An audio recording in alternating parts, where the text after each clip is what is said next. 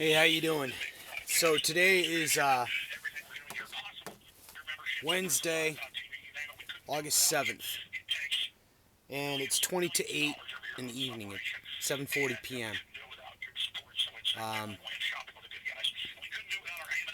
I cleaned up the yard and made it acceptable. The oil tank is gone now.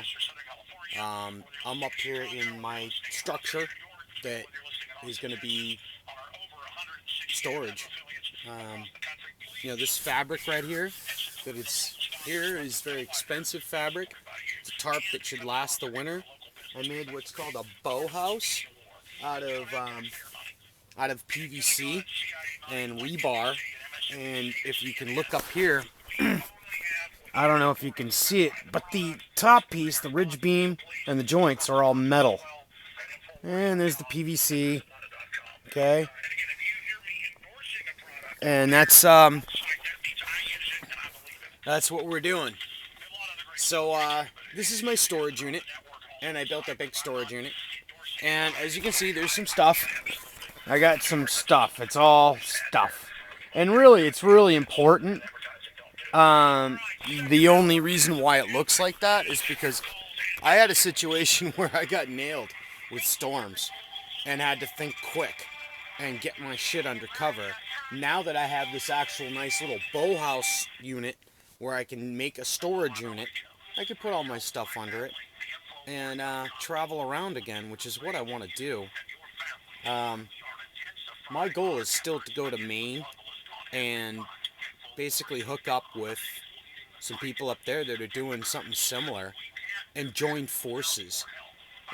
Maybe make a little income and put a little bit back into this until I have a situation where I have actual students.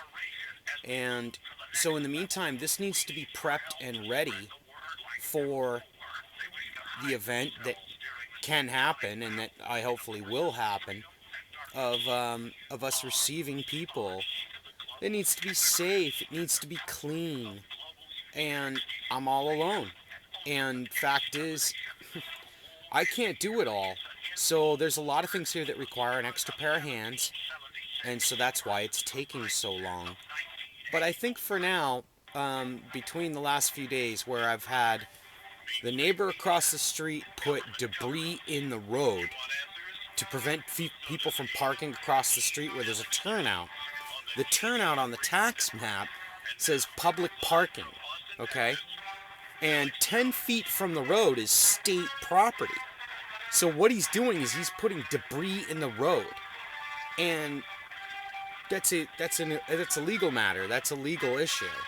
Also with yesterday when I came here and Matt was my witness and I YouTubed all these videos, somebody stuck a for sale sign at my footbridge where I come up the path. And they stuck it there deliberately. I have all the information off it. It's on YouTube. I don't know what's going on. But I know that there's a law in real estate that if you put your land up for sale, there's some kind of clause that says, it's false advertisement if you're not selling it.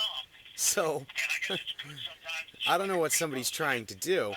But my mother has not given me any notice of anything, so I would expect that everything's fine. I'm starting the school like she asked that I do, and she gave me the okay to do it. I've been wanting to do it for years.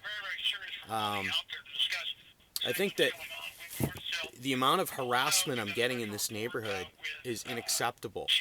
And more recently, I had a run-in with the law, and I won. And, now the girl's on the run that accused me falsely. And so I think I proved my point. And now the only obstacle I have left is no longer the town itself, but the actual neighbors. I've had some words with a few of them that are really coming after me. Pretty sure that's one of them that put that sign there. Probably the same person, or if not the same person, somebody affiliated that did actual malicious damage to my property. I had some reflectors down at the bottom, and somebody bent them over deliberately. So there's been some vandalism, very mild. There's been some stalking, not so mild. I have video footage of these people taking pictures of me. I have license plates and names. And I'm amassing a lawsuit for harassment. It's ridiculous, and I'm going after them. And I'm going to put a commercial lien on every single one of them. So I think they should back off. But if they're not going to back off, they're in for the fight of their lives, because it can backfire on them just as much as it can backfire on me. And if it backfires on them and I win, well, life is going to be pretty good. On the other hand, I don't expect it to backfire on me because I haven't done anything wrong. So, anyway, this is for everyone. I'm making this video, and I'm putting this on my channel. The Sandrock Foundation will continue, and with enough help and support, we're going to launch a program that's a non-profit organization that acts as an umbrella for other people to start their own businesses, non-profit or whatever, off the grid, while they're off the grid. We want to promote businesses that help people get off the grid, most importantly. And we want to teach people what it's like to be off the grid, because people don't really understand that. And a lot of people believe that you have to have all this money to buy all these things, and you have to work hard in the hamster wheel and pinch pennies to buy a solar panel, when in fact there's a million other ways to get electricity. There's lots of resources. This structure that I'm in right here, aside from the fabric donation from MCB Designs, this structure cost $11 to build. $11. The fabric is $300. So I think that's a pretty good deal, because if you didn't buy the $300 fabric, you could still use a tarp and it would still work. It's just a frame, a skeleton called a bow house. You throw a tarp over it, now it's a storage unit. Matter of fact, this is 11 feet wide by 8 feet tall, and you could technically park a small car under this, or motorcycles or whatever, or RVs or boats, or, you know, four-wheelers or snowmobiles, whatever you got. I think that's all for this video for now. I think I've expressed enough to establish the fact that I'm trying pretty hard here, and I'm getting a lot of opposition where it's not necessary. And that's what pisses a lot of other people off. I've brought a lot of people up here, and they look around and go, "What are you doing wrong?" And I'm like, "Nothing." And they're like, "Why are these people harassing you?" It's like, well, because they have nothing better to do? Possibly. I don't know. They think I'm lowering their property values. I've heard that before.